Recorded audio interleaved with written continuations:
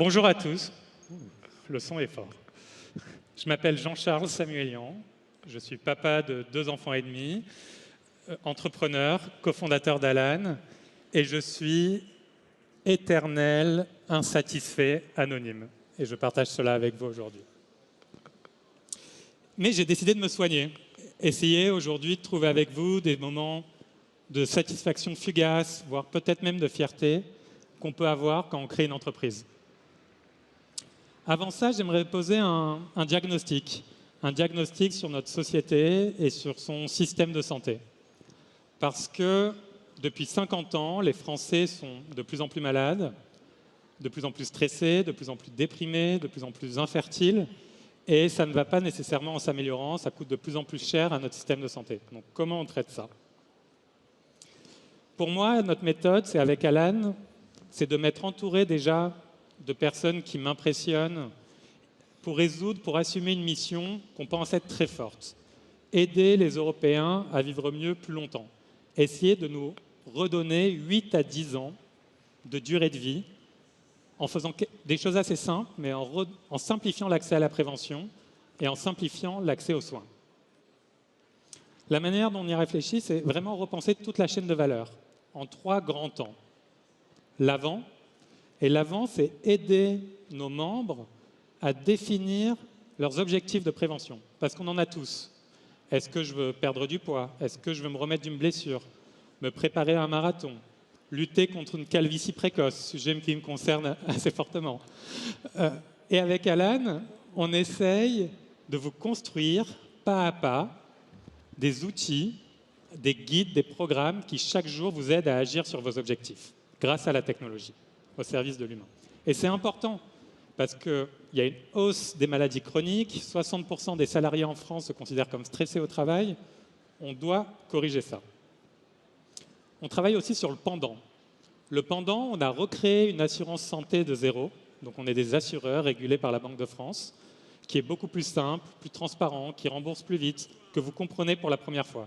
Et ça nous rend assez fiers d'avoir construit une nouvelle entreprise dans un milieu si complexe et si régulé. Le pendant, c'est aussi aider les gens à accéder aux soins.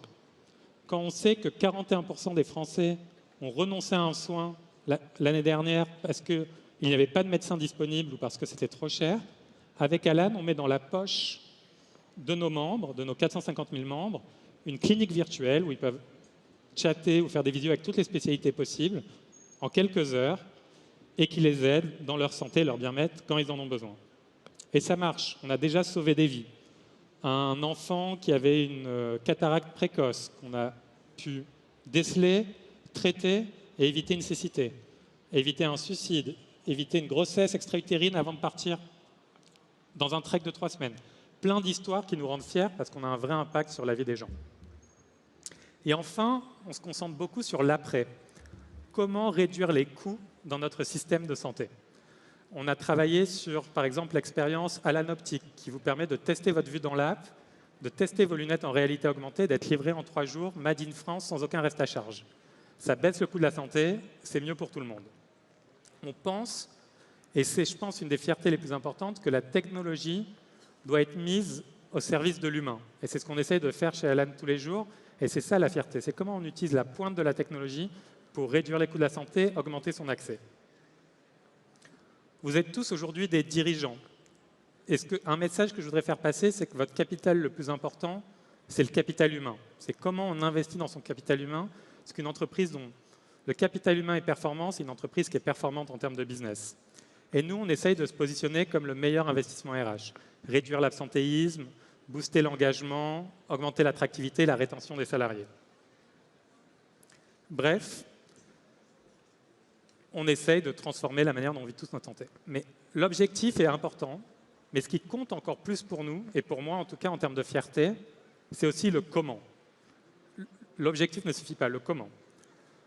Être fier de la manière dont on y arrive. Comment on construit une culture d'entreprise. Comment on est en progrès permanent. Comment on œuvre pour la souveraineté de notre pays ou de notre continent.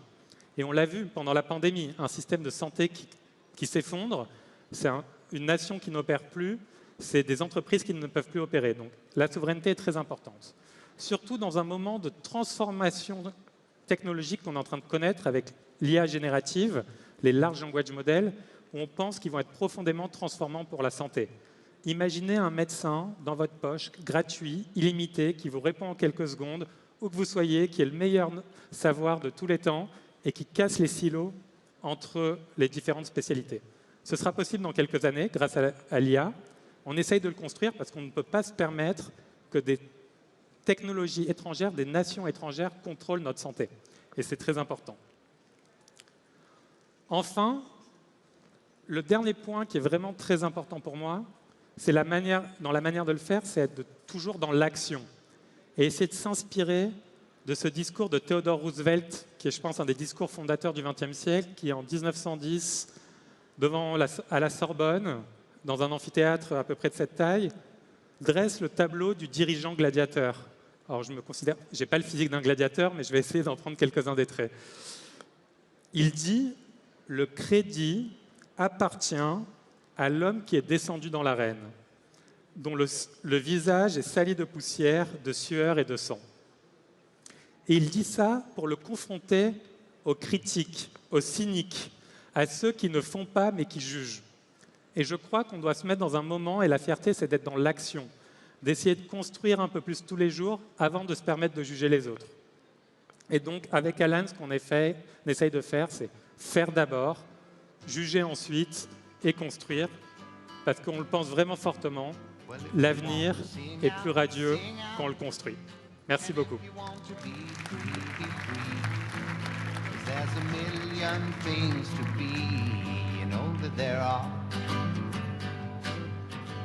And if you want to live high, live high. And if you want to live